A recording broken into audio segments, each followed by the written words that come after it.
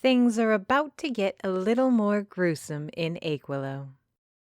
You have been warned.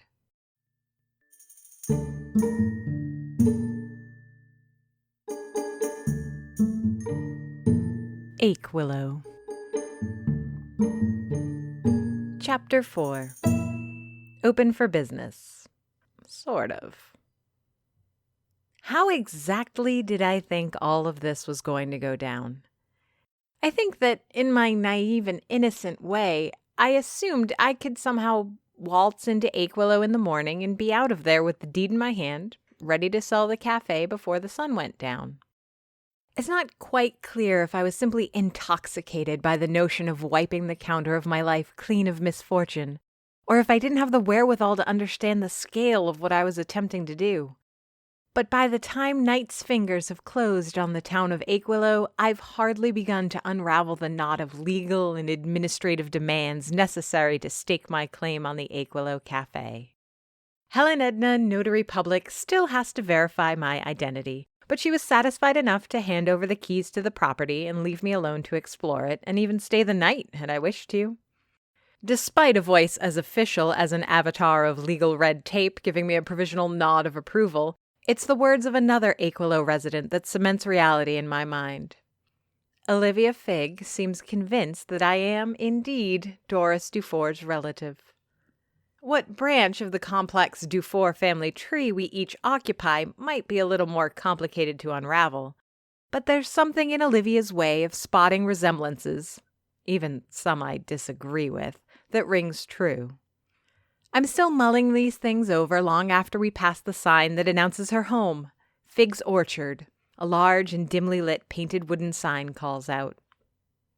Apples, she says, turning her little blue car into the driveway. Lots of people ask, but the answer is just apples. I'm sorry? The trip from the cafe and out of Achewillow proper has taken less than 10 minutes at a very leisurely pace.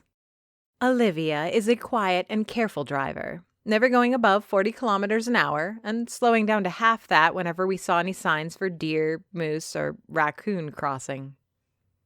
They see the sign and they ask if we grow figs, but all we've got are Granny Smith, Lobos, and Macintosh. We had pears a few seasons, but they were too expensive to grow. Besides, we just need them for the cider. I want to pay better attention to what she's saying. The woman is, after all, showing me incredible hospitality. After the noises we heard in the cafe and her talk of demons, I sure as hell didn't want to spend the night alone in the apartment on the second floor. Says a lot that I feel more comfortable crashing at a complete stranger's place in an orchard in the middle of nowhere. In fact, the more I think about it, the more I feel like maybe that's not the best decision either. It's a modest little home where the Figgs live. A 2-story colonial building with a wraparound porch that sits in the shadow of an enormous barn. The words Fig's Orchard can barely be made out, their white paint on the side of the barn swallowed by the hungry night. This is Henry, Olivia whispers as we pass through the living room. The place is as cozy and quaint on the inside as it is on the outside. Knitted blankets crowd every piece of furniture, and a luxurious and intricate quilt covers the back of an old couch. On an adjacent armchair, one so old it looks almost like the cushions are melting onto its frame, lies what I suppose is Henry. For a moment, I worry that he might drown in his own saliva. It trickles out of his gaping mouth, the flickering light of the muted television glistening on his wet lips. I give him a timid wave that he can't see, unsure what else I'm supposed to do. At least it draws an amused grin out of Olivia. Let me show you to the guest room. To her credit, Olivia has an honest-to-God guest room. I know it's a guest room because it smells musty and unused. The bed is small and creaky. In fact, the floors are creaky too. And so is the door. The whole room groans and complains, bothered at being drafted into service after too long a time of neglect. I sit on the bed, holding the towel and bathrobe Olivia gave me before leaving me to get sleep. It feels too early for bed. Did I really spend an entire day in Achewillow already? The only answer I get are from the stiff springs as I settle onto the mattress. In turn, my stomach, empty and neglected, gurgles loud and angry. I realize that, in all the excitement, I forgot to even eat. Not since sharing breakfast with Gulliver, anyways. For a moment, I contemplate getting up and bothering Olivia for something to fill my gut. I don't need much, a slice of bread or a piece of cheese, anything to quiet my stomach until I can get a real meal in me. I bet she has apples. After a few minutes, I relent. I can't see myself abusing this poor woman's hospitality any further.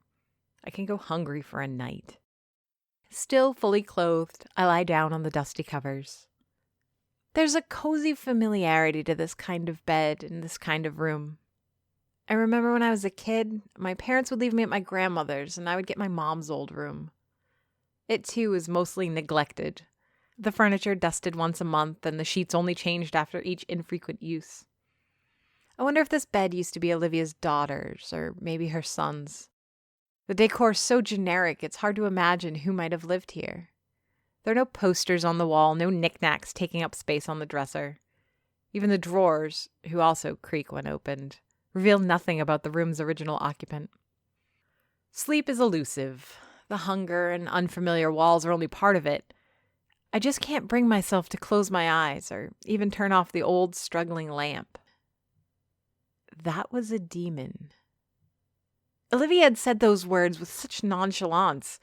I've had customers order pumpkin spice lattes with more emotion than she had talking about a demon. Demons aren't real, and when I pressed her on the matter, Olivia waved my concerns away. Small towns are home to all sorts of things. Don't you read the papers where you come from? It's the digital age, so no, I don't, but I knew what she was referring to. Someone was killing women in Achewillow, and I guess that made them a demon in the eyes of the locals. Who am I to tell them otherwise? Thoughts of starvation, demons, serial killers, and dead bodies accompanied me on the road to slumber, but somehow I managed to get there. The first sign I survived the night is the smell of overcooked bacon. I'm not judging. Overcooked bacon is the best kind of bacon, if you ask me. A growl, deep and furious, rumbles from my belly. The sound is so loud it startles me the rest of the way to wakefulness. I take a moment to remember where I am and refamiliarize myself with the unfamiliar. Thankfully, the bright morning sun burns away the dread of the night. I take myself downstairs. The creaking of the steps seems quaint and welcoming in daylight, where they were foreboding at night. I try to remember the events at the Achewillow Cafe that drove me to accept a stranger's invitation, and they seem so much less threatening in hindsight. Some homeless guy trying to scare us or a drunkard passing out in the alley. Instead of terrifying nails on a chalkboard, what I hear is the complaints of a belly-aching husband.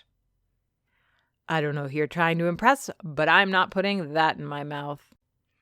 I try to anticipate what the voice is complaining about. The smell of slightly burnt meat and melted butter is overpowering. I think I can detect the telltale aroma of eggs, but I can't be sure. I smell apples. It's a hollandaise, and there's no reason why you shouldn't enjoy it. Olivia's voice is almost motherly, strained but patient. You've had hollandaise before, she continues. I most certainly have not. The back and forth would probably have lasted for a while, but I interrupt them by poking my head through the kitchen door. Hank, hush your mouth, Olivia scolds her husband. Like the house, Henry looks a lot better in the daylight than he did the previous night. While I'm wearing the wrinkled clothes I slept in, and Olivia's wrapped in a thick baby blue terry cloth robe, he's already clad in his work clothes. Denim jeans that look 2 sizes too small in his wiry frame, and a washed-out red-striped cotton shirt. He's a handsome man, probably in his 50s, with deeply etched wrinkles on dark skin. His hair, raven black tight curls for the most part, is flecked with a peppering of gray. His brown eyes are pools of kindness framed by annoyance. Their kitchen fits the rest of the house like a glove, except that it's bigger than I anticipated. It's a large room with country decor that favors ivory and olive greens. An island counter dominates the middle of the room, lined with stools on one side and a deep sink on the other. Floor-to-ceiling glass cabinets flank another countertop and the stove area opposite the island. It's not what I would have chosen myself, but I wouldn't say no to throwing together a meal in a kitchen like this. I like my workplace a little more efficient and streamlined, but the Fig's kitchen is the cooking equivalent of the big armchair Henry was sleeping in the previous night. It's built for decadent comfort above everything else. "Well, good morning there," Olivia greets me. Her smile is radiant as the sun shining through the windows. "Care for some eggs Benedict?" Probably a demon. The words stick to me like peanut butter on the roof of my mouth. I want to forget them, to let them slide out of my mind and into the past so I can move on to other things. Today's going to be demanding. With any luck, Helen Edna will have good news about waiving the provisions in Doris's will, and I'll be able to go about the business of finding a real estate agent. It's all paperwork, numbers, and legal garbage. The faster I'm through it all, the better. Olivia is gracious enough to take me back into town. The drive in is as leisurely as the drive out, but this time I get a better appreciation for the area. Approaching from the farms, the city is so much clearer on the horizon. Like the prongs on a cocktail fork, the spires of the church stick out of the skyline and towards a clear blue sky. The only thing that mars the azure expanse is a singular white cloud that still hovers like a ball of cotton candy.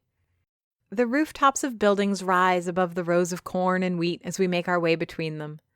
They vary in design and color. Some are painted bright red, while others are the dull, sun-bleached gray of asphalt shingles. I bet Olivia could name every building from this vantage just from their roofs. "See the low, pale green slopes over there?" she says, interrupting my thoughts. "That's the Achewillow." "The tree?" I ask, immediately realizing it's not at all what she meant. "No, not the tree, the cafe. Doris's cafe. Your cafe. Besides," she insists with an added tone of mischief, "there's no such thing as an Achewillow tree." She parks a block down from my destination in almost the same spot she had the previous night. The streets are much like they were the previous afternoon, active in that busy but not crowded way that only small towns seem to manage. Walking down the street, my bag over my shoulder and a crate of Fig's Orchard apples in my hands, Henry insisted. I'm relieved to see that there's no huge truck casting a shadow over my cafe. I mean, over the Achewillow Cafe. There is, however, a bit of a crowd. And an ambulance. And a car from the provincial police. I hang on to the futile hope that this has nothing to do with the noises we heard last night for as long as I can. The crowd is being kept at bay by an officer and the bright warning of yellow tape blocking part of the cafe storefront and part of the alley. No one pays any attention to me as I weave through the curious onlookers, going around the blockage and awkwardly fishing through my pockets for keys. I don't know who these people are. I don't know what's going on. I don't care what the murmurs and whispers about dead bodies and missing organs try to tell me. I just want to get inside and call Helen Edna. This is Achewillow's problem, not mine. Apple crate under one arm, my bag over my shoulder, and the ornate key in my hand, I open the door to the Achewillow Cafe. The tinkle of welcoming chimes cuts through the crisp air, spreading cracks through the hushed conversation on the street. There's a subtle trick to searing meat properly. When you put the meat in a hot pan, it sizzles, but at some point, the sizzle changes. It's a very small difference in intensity, but if you pay attention, you can hear it go from an aggressive hiss to a liquid purr. That's when you know to flip the meat. Something similar happens to the crowd assembled on Rue Principale as they hear the chimes' gentle ringing. Their apprehensive murmurs turn to something else. Whispers of murders and suspects and investigations melt into something with more excitement, hunger, and thirst. The crowd flips. Their attention is no longer on the alley and whatever lies beyond the yellow tape. They're all now turning towards the cafe. Towards me. I close the door and make a point of locking it. I only switch on the lights near the kitchen and the counter, leaving the rest of the dining area dark. Still, the crowd forms an orderly line in front of the cafe, spilling into the street where yellow tape prevents them from staying on the sidewalk. "This is your fault," I tell the coffee machine. Even though I've yet to figure out how to make the contraption brew a decent cup of joe, I still blame the thing. Why else would these people be so eager to get in here? Don't listen to what the commercials tell you. Coffee is the ultimate aphrodisiac. I set the apples next to the register and my bag on one of the stools. The shadow of a tree with branches on one side and spirals on the other covers the tables near the window. The Achewillow Cafe's logo, stenciled onto glass and projected on their surface. The commotion at the front of the cafe settles a little, the people in line getting comfortable with the wait until I open my doors to them. Little do they know, I have no intention of doing anything of the sort. It does allow me to notice, for the first time, the commotion at the back, in the alley. There's no avoiding it now. Whatever drew the crowd, the ambulance, and the police happened right behind the Achewillow, and it happened last night. Reluctant, then careful, and finally curious, I make my way to the back door. As I put my hand on the handle and twist the lock open, I catch myself hoping that all I'll find are those stupid raccoons. I can't imagine what they'd be doing that would make so much noise and cast adult-sized shadows in the windows, but anything is better than what I'm sure I'll find instead. "Whoa!" one voice exclaims as I twist the door on its hinges. "Hey, didn't anyone secure that?" Another follows, angrier. "Ma'am," a third, closer and calmer, interrupts. "You can't be here." The man, clad in a raincoat over a business suit, flashes a badge and gently pushes me back inside. He makes an effort to twist me around by pulling my right shoulder with his free hand. He isn't brusque or violent, but there's something he doesn't want me to see. But I do. Probably a demon. Definitely a demon, I think. Maybe not one drawn from the bowels of hell itself. Certainly not a creature of cloven hooves and leathered wings, but what I see behind the cafe could not have been done by anything less than a demon, even if it's a very human one. Sitting with her back to the dumpster, I saw a woman. If the officer in the raincoat had been faster, maybe I'd have thought the woman to be asleep or unconscious. Her chin was resting on her chest and her arms were lying next to her, limp and lifeless. If that was all I saw, everything would be fine. But that wasn't all. Back when I was a teen, soon after deciding that my life's path would be that of a chef, I got it in my mind to work at a butcher. As far as first jobs went, it wasn't bad. The pay was decent as a 16-year-old could expect to get, and the hours were great. My plan was, in my adolescent wisdom, to learn about meat. I figured it would be a great primer to cooking if I knew where my ingredients came from. In theory, that wasn't a bad plan, and I did learn a lot in the 2 months I was there. But on the first day, I almost turned in my apron and quit on the spot. My boss, some guy named Tremblay, thought it would be wise to give me a firm baptism by fire. His approach probably isn't wrong. If the girl he employs is going to turn green every time a carcass comes in, she's probably not going to be very useful to him. So, on my first day, my very first task was to assist in butchering a pig. Now, the animal had been slaughtered and bled already, so I guess it could have been worse. But I love animals. And if you think for a minute that dressing one for food is anything like the delicate clinical care of the autopsies shown on television, you're sorely mistaken. Butchering is as brutal and messy as the name implies. It favors speed and efficiency, not protecting the sensibilities of 16-year-old Miriam Dufour. By far the worst part was removing the viscera. Tremblay had been explaining each cut and describing every part of what he was doing, but his voice vanished when he started pulling stomach and intestines out of the animal. He was drowned out by the drumbeat thumping of my heart and the soft moan in the back of my throat.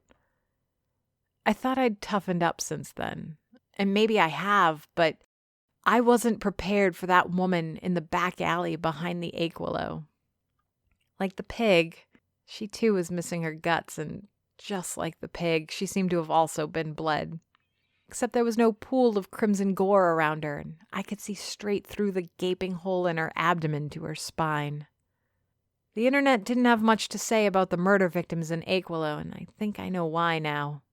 The police probably want to keep this thing as quiet as possible and avoid panic. Who wants to be the first to admit there's a demon in town? Coffee? The man in the raincoat is looking at me. Like Olivia's husband, he has kind eyes set in hard features. His skin is pale like that of someone who doesn't see much sun, and his hair is black, messy, and greasy. There's a bit of something wise and something crazy in his blue eyes. "Yeah," I answer after a moment to collapse onto a stool. "I could use a cup."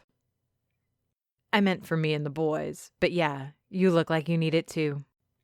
There's a spark of indignation in my heart. This random guy thinks I'm just going to get ordered around and make coffee like some sort of housemaid. It's a short-lived flame, though. He looks like he's been up all night, and I have no reason to think he hasn't. Blue eyes follow me as I slide off the stool and walk around the counter to face my old enemy. "Don't mess with me now," I murmur to the coffee machine. Raincoat Man asks. "Nothing. I don't have a traditional coffee machine, or I haven't found one yet. Just this thing." I rinse out a cup and put some grounds in the ancient device. There's a hiss of protest and steam, but otherwise I get cooperation and manage to conjure an Americano. "Detective Aaron Wilson," Raincoat Man says as I slide the cup over to him. "Keep the change." He slides back a pair of wrinkled American dollars. I take them mechanically, not sure what I'm supposed to do with them. The register is just as old and overwhelming as the coffee machine, and it takes me a while to figure out how to even get it open. The drawer pushes out, accompanied by the sound of a bell and the rattle of coins.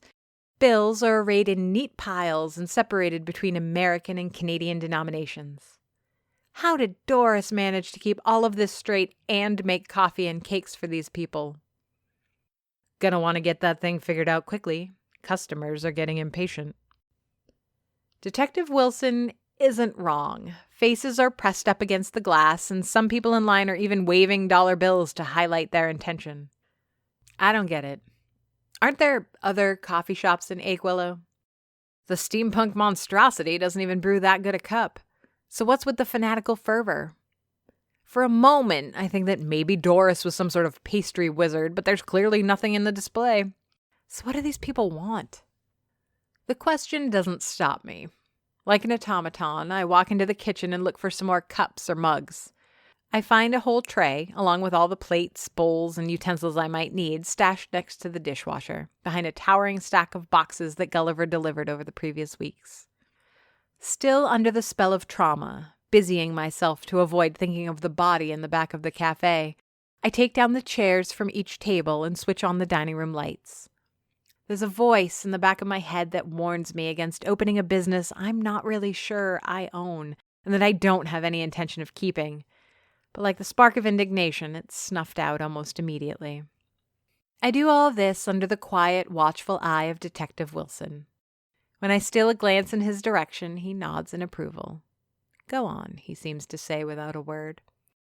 I realize that he's doing this on purpose. Keep the civilian occupied and out of his people's hair, or give the girl some busy work so she doesn't fall apart after what she's seen.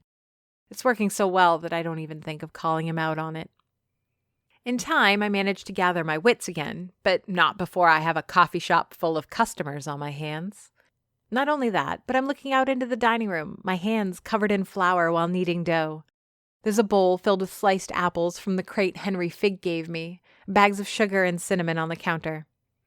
It figures. Even in a daze, if left alone in a kitchen long enough, I'd start cooking. I don't have much at hand, so I'm improvising, but it looks like I've got apple strudels going, and I'm readying a batch of coffee cake muffins. The contented buzz, interrupted by door chimes and the smell of rich coffee, have replaced the foreboding quiet and musty aroma of dust. Like a necromancer, I've brought the Achewillow back to life, but much like some dark sorceress, I'm not sure it's something I should have done. The people of Achewillow seem glad for it, though. I'm somewhat aware that the police and other professionals are still at work behind the cafe. Aaron Wilson has disappeared and left one of his officers to guard the back door. Red lights serve as a reminder that EMTs and a coroner are still examining a murder scene just a few meters from where I am basting bread with an egg wash. The unwelcome image of the body paints itself onto the back of my eyelids, and I teeter on the verge of falling back into a fugue. My hand holding the brush shakes so much that I spill egg all over the countertop. I hear the bell next to the register ring, announcing a customer that needs my attention, and I have never been so happy to go make coffee. Anything to banish the image of a woman without a lower abdomen from my mind. Emerging from the kitchen, wiping my fingers with a dish towel to hide my trembling, I'm greeted by the sight of not one, but two customers. They're a strange pair. A short but smiling man with a balding head and round face, accompanied by a tall, athletic woman with Caribbean-kissed skin and beautiful cornrow hair. Each is wearing an identical suit that could pass for business wear if taken individually. Seen together like that, they look more like they're part of a cult. "Hello," the diminutive man says, smiling with tiny but perfect teeth. Hi. What can I get you?" I can't decide if I'm amused by these two or worried. In a way, they seem to have the same flavor of weird that the rest of Achewillow is seasoned with, but there's something else about them. Like they're also from outside. "Tea for me, green," says the woman, with none of the warmth of her partner. "I'll have an espresso," the short man says. "Also, we'll have this." Short man points at my display. It's still anemic, only a few hastily baked cookies take up a single row. Basic chocolate chip that I barely remember scraping together an hour earlier. I ring them up, and while Shorty pulls out his wallet, I grab a cookie and slip it into a small paper bag with a tree printed on it. It hits me why I fell into doing this as a means to escape thinking about the corpse. Between cooking and serving food and drinks, I find all the ingredients for comfort and security. It's familiar and simple and easy and safe. I know how to do these things with my eyes closed. The cooking fills my heart so I don't have to feel for that poor dead girl. It's the tall woman who takes the cookie, and I spot crucifix-shaped cufflinks on her sleeves as she takes the treat from my fingers. Without so much as a thank you, I might add. So, they are from a cult, I suppose. Just a much bigger one than those people in white robes, I guess. Thankfully, the coffee machine maintains our current truce and doesn't fight me too hard to get an espresso made. I wonder for a moment if perhaps I've tamed the beast, but I'm instantly punished for my hubris by a scalding rogue jet of steam from the monster. And that's when I spot them doing it. As I'm waiting for water to boil so I can give the ruder of the pair her tea, I notice them slipping the cookie I just sold them into a plastic bag, the kind you use for lunch sandwiches, or for evidence. I want to have some sort of reaction, but I don't even know where to begin. It's their cookie now, I guess. They paid for it. Do they plan on eating it later? Are they investigating me? For what? A way to ask them what they're doing is still taking shape in my head as I hand them their drinks. Again, no sign of gratitude. Plus, they pay me with an odd mix of Canadian and American money that I now have to sort out and make sure I give the correct change. By the time I've got it figured out, they're gone anyways, having wandered to one of the tables in the dining area. Who the hell do they think they are? I ask aloud. I don't expect an answer. I don't expect anyone heard me, in fact. But there's a familiar shuffle of a raincoat and the pulling of a stool from just across the pastry display. Them? They're the Inquisition. Or at least that's what their business cards say. Detective Wilson, Why is it so hard to say these things? I want to thank you. For what? He shakes an empty cup, the same one I gave him earlier after he urged me to make him and his people coffee. I take it from him and raise it to my face. For this, for urging me to do something and not think about what I saw. Again, I get no trouble from the coffee machine. Our truce seems to have been reestablished, though I give the steamer a wide berth. I just wanted coffee, Miss... Oh, I'm sorry. I never introduced myself. My name is Miriam Dufour. I guess you could say I inherited the place. Ah, I thought I saw familiarity. Welcome to Achewillow. Oh, I say, handing him his cup filled anew. I don't intend on staying, just settling the estate. Can I ask you a question? He reaches for his pocket, intent on paying me for the drink, but I wave my hand at him, telling him that, at least for now, his money's no good here. Only if I get to ask you one myself, Miss Dufour. I'm not sure if we're flirting. I don't think so, but then again, I've always been terrible at this sort of thing. We sure are being playful and obtuse about asking questions for casual conversation, if that's what this is. Absolutely. What do you mean by the Inquisition? Like the Spanish Inquisition? Detective Wilson takes a thoughtful sip of his coffee, careful not to burn his tongue, but also apparently so he can put together his thoughts. I've never checked with the Catholic Church or asked them any questions about it, but that's how they introduced themselves to me when I got transferred here. I don't see them at church on Sunday, and I don't know that there's still such a thing as an inquisition, but that's what they say they are. The worst thing they do is hover around crime scenes, but otherwise they never cause any trouble. I think they're just eccentric. This entire town is eccentric. A quick glance over the half-full dining area of the Achewillow serves as a solid reminder of that. Now, if you'd be so kind, Miss Dufour, my question? I nod, still unsure where this is going. Where were you last night? Achewillow is written by J.F. Dubow, narrated and produced by me, Amy Frost. If you enjoyed this podcast and would like to hear more, please rate and review us on Apple Podcasts, Google Play, or your preferred podcast platform. You have no idea how much it helps. Questions, comments? Email us at achewillow@gmail.com. Follow us on Facebook, Twitter, and Instagram under the username Achewillow.